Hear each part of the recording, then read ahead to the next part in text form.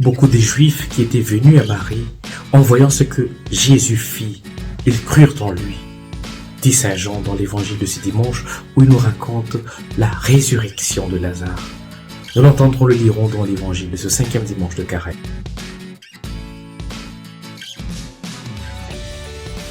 L'histoire de la résurrection de Lazare vient comme pour nous dire qu'il y a certes une résurrection du corps, mais il y a aussi une résurrection du cœur.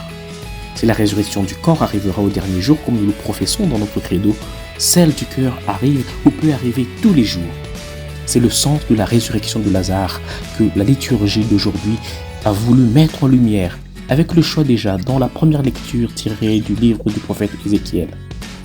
Le prophète a eu comme une vision. Il voit une immense étendue d'ossements desséchés et il comprend qu'il représente le moral des gens qui sont pratiquement à terre, des gens déprimés, qui ont comme perdu tout espoir d'une vie pleine et heureuse. En fait, les Israélites disaient « Nous sommes comme des ossements desséchés, notre espoir est perdu, il n'y a plus rien à faire. » Alors, la promesse de Dieu leur est adressée quand l'Éternel dit par la bouche du prophète Ézéchiel « Voici, j'ouvrirai vos tombeaux et je vous releverai de vos tombes. Je mettrai en vous mon esprit et vous vivrez. » Nous comprenons que, plus qu'une résurrection de la chair ou du corps, il s'agit ici davantage de la résurrection effective des cœurs à l'espérance. Nous savons bien par expérience qu'on peut être comme déjà mort avant même de mourir, alors que nous sommes encore dans cette vie. Et je ne parle pas seulement de la mort de l'âme due au péché, mais aussi de cet état d'absence totale d'énergie, absence totale d'espoir, absence de volonté de se battre, de vivre, que j'appelle la mort du cœur. Nous en avons peut-être fait l'expérience dans le passé, ou nous en faisons encore actuellement, ou peut-être que nous connaissons quelqu'un autour de nous qui se trouve dans un tel état, et cela pour des raisons diverses. C'est peut-être par exemple l'échec du mariage, la trahison d'un conjoint, une aberration ou la maladie d'un fils ou d'une fille, des déboires financiers, une crise dépressive, l'incapacité à sortir de l'alcoolisme par exemple ou de la drogue, etc. Dans toutes ces différentes situations de mort du cœur, l'histoire de Lazare vient à nous aujourd'hui comme un retentissement des cloches le matin de Pâques, puisqu'aujourd'hui Jésus veut nous dire qu'il est la résurrection et la vie. Il est celui qui peut nous donner une résurrection du cœur. S'il est vrai que pour certains mots, nous savons bien qu'il y a des remèdes humains qui marchent, par exemple des mots d'encouragement, comme ce qu'avaient probablement apporté les Juifs qui sont venus consoler les sœurs de Lazare, Marthe et Marie, dans leur maison par leur simple présence. Nous savons aussi que pour certains mots, comme ceux que nous pourrions assimiler à la mort du cœur, nous devons faire comme les sœurs de Lazare, Marthe et Marie. Nous devons envoyer chercher Jésus.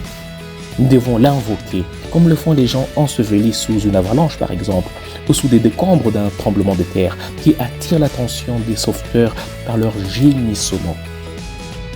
Et puisque souvent les personnes qui se trouvent dans cette situation sont incapables de faire quoi que ce soit par eux-mêmes pour se tirer de là, elles sont parfois incapables même de prier. Elles sont comme des Lazare dans la tombe. C'est souvent aux autres de faire quelque chose pour eux. Nous comprenons aussi pourquoi Jésus, en envoyant ses disciples en mission, les commandait en disant « Allez, guérissez les malades, ressuscitez les morts ». Que voulait dire Jésus quand il dit « ressusciter les morts » ? Que nous devons physiquement ressusciter les morts ? Je pense que Jésus invitait plutôt ses disciples à davantage avoir de la compassion pour les morts de cœur, les morts spirituelles. Rappelons-nous de la parabole de Jésus sur le fils prodigue dans Luc 15.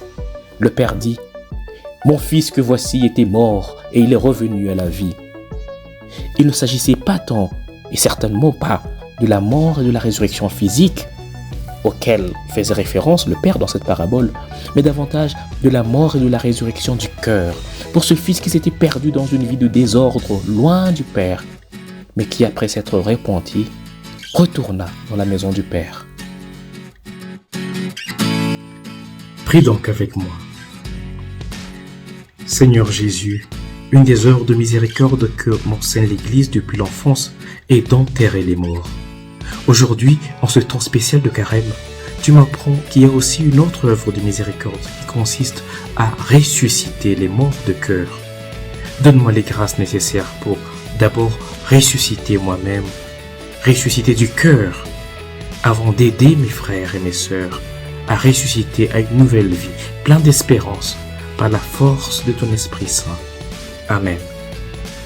Et que le Seigneur te bénisse et te garde, ta famille et toi-même, au nom du Père et du Fils et du Saint-Esprit. Amen. Bon dimanche chez vous.